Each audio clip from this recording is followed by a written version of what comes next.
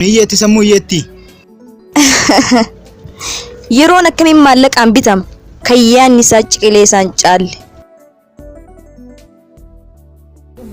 Maal fakkaatti tunaan qaaquun? Maal taate jaala usuu goota taate namticha karaa irraa si bu'isan irra mudhifatta ture. Shamara irra mudhifataa gootummaa kee. Ana caalamoo atillee na jirtaa ishee waliin. Ana akka dubbii himaa keessanitti wanti isin gorsoo jiraate diinota iddoo akka qabdan hin irraanfatina. Diinota keessa irratti injifannoo galmeessu malee injifannoon tokko illee keessan irratti galmaa'u hin eeyyamina.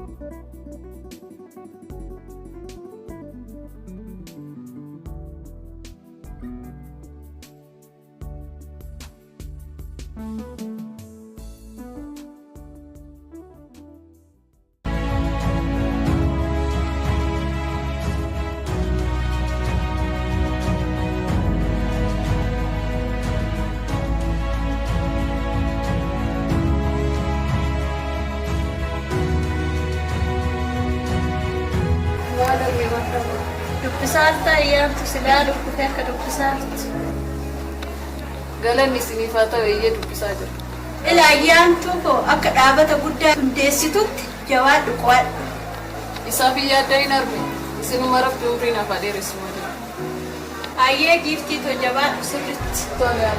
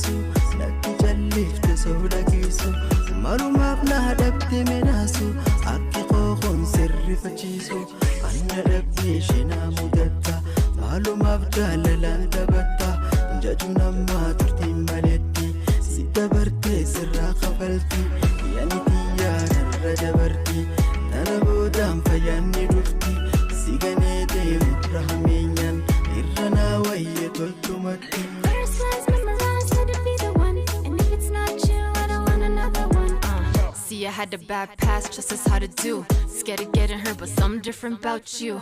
My Oromo king, I think about you all the time. Just the process, can't rush, I need it right this time. What you is how I wanna spend my whole life. My past keeps on telling it's a lie. If your love is true, be patient as I run with you. My future's so bright, I wanna marry you. Yabaritu shukaranana, maradubra rasina ana, jalalti na fute fana. Nadagaya gari karana allalala gaddabe obsu natti jallifte soda keeso Minnesota bahar gamarra dufte qabsiste shittinarra gafanala bilbilumani khoko falle asoina wali suta milan fute kan turtaran natti sharafte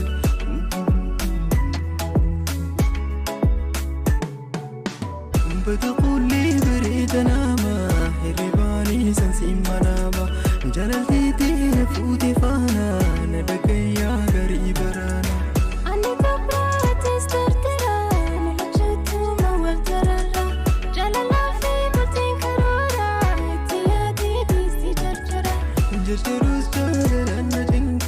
fala goytaatu sinna girte nuti bilbilchite bita kaanke rabbi sodaadhu kansi halke Ani maaliin toduu danda'a mata burqaan mabiyyatiya tana mannaa murtiitu wayyaa tiyaa ilma ayyaa anna dhabdee shenaa mudatta maalumaaf jaalalaan taphatta jaju namaa turtiin maletti si dabartee sirraa kafalti yaani tiyyaa narra dabarti tana boodaan fayyaanni dhufti si ganee deemurra hameenyaan irra naa wayya toltu.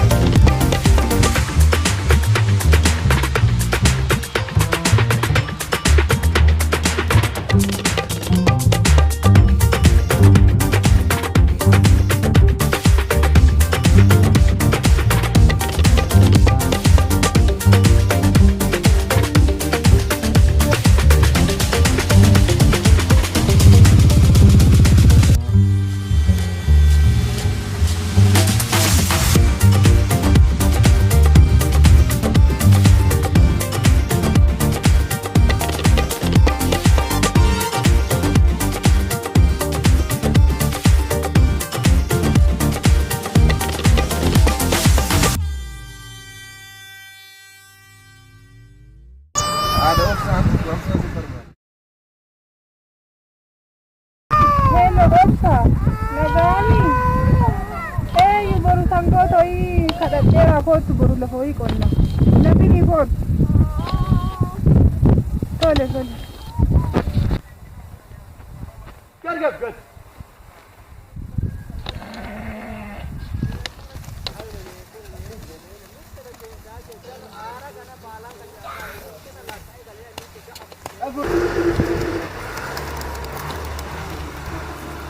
haadhatu waa'ee abbaa kootii irraa akkanatti himtuun barbaada. Yoo si gaafadhu hundaati yoo yaada galfatte sitti manaan jetta. Waanuma fedhellee yoo ta'e harmee amma si gochuu hin danda'a. Harmee maaliif abbaan keenya deebiin hin barbaanne? Tole, erga jette sitti. duri warri keenya akka abbaa kanatti jabana duri maatitu wal jaalatee walitti nama gurguru hin beekta miti kan ergasii yeroo nu umrii 18 ture maatiin keenya kan walitti nu heerumsise jechuudha. Achi ergasii booda abbaa keetiin amalaan wal dhaqan inni dubbaate warra koo immoo akka du'aatti jechuudha kan inni jiru. Kanarra kun ta'e wal dhabdee guddaa gidduu keenya ture agarree baala jechuudha. Ani immoo qofa yoo sanitti itti daa'ima tokkoon qaba itti fudhadheeti gara warra biyyaatti kan deemu jechuudha. Daa'ima tokko kamaa keessatti gadee turanii kan deemu. Ergasii booda wayitaan deebi'utti isa argachuu hin dandeenye isaa fi daa'ima kan xiqqaa argachuu hin dandeenye. Wayita baay'ee turree ani maatii koorraa dhufutti inni daa'ima tokko qabateeti gara magaalaa akka inni deeme warri isaa natti hime jechuudha. Ergasii booda amma tokko baay'ee tokkollee suqu argachuu hin dandeenye. Kanaaf ani si qofa qabadhee fixee kanatti kan hafu jechuudha. Dhiisi harmee madaa keef duuba deebisee si yaadachiisuun barbaadu dhiisiin boo'ee nuyi.